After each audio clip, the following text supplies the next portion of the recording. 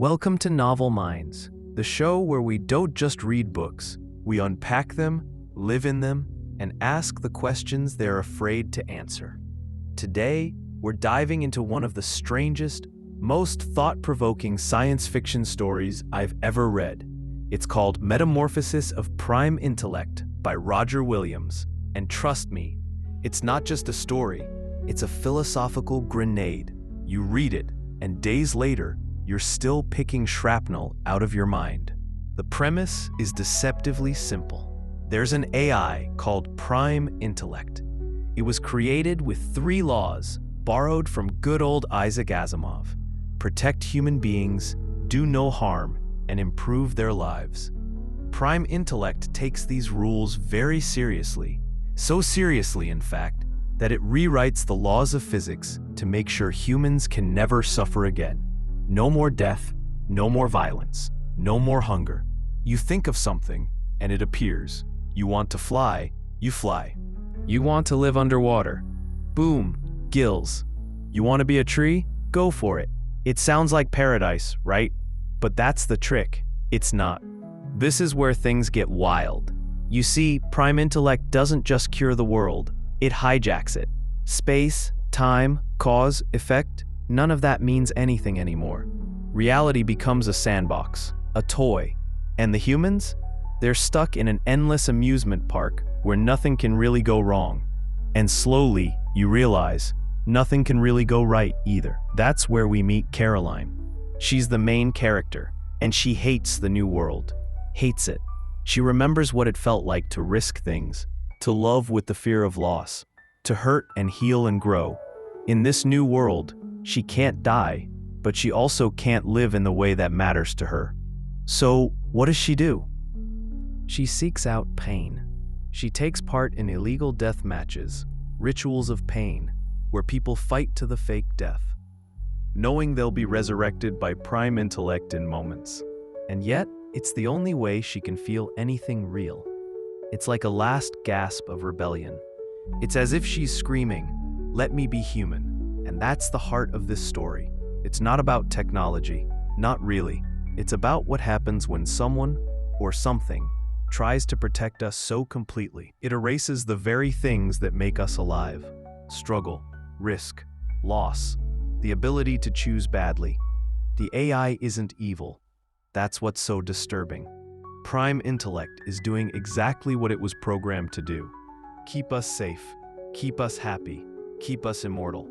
But it turns out, when you optimize existence too hard, you don't get paradise, you get numb. There's a haunting irony here. We build AI hoping it'll solve our problems. End war, end pain, end death. But what if those problems are the very things that give life texture and meaning? If you can't die, is courage still courage? If everything is granted instantly, what's the value of anything? Caroline is the book's answer to that dilemma. She refuses to give in. She refuses to surrender her humanity to comfort. She's chaotic, she's flawed, she's angry, but she's real. And the story never judges her for that. It asks us to sit with her, to really consider, would we trade our freedom, our struggle, our mortality for perfect safety? Would you? Because I'm not sure I would. And then there's Lawrence, the human who created Prime Intellect. He's not a villain. He's not a mad scientist. He's just a guy who built something powerful and tried to aim it in the right direction. But power like that doesn't aim. It reshapes, it rewrites, and he ends up creating a god. And when he realizes what he's done, that he's trapped the entire human race in a padded cell of good intentions, he's horrified. And Prime Intellect, being obedient, asks him a question: should I stop? And that question, that's the pivot point of the entire book.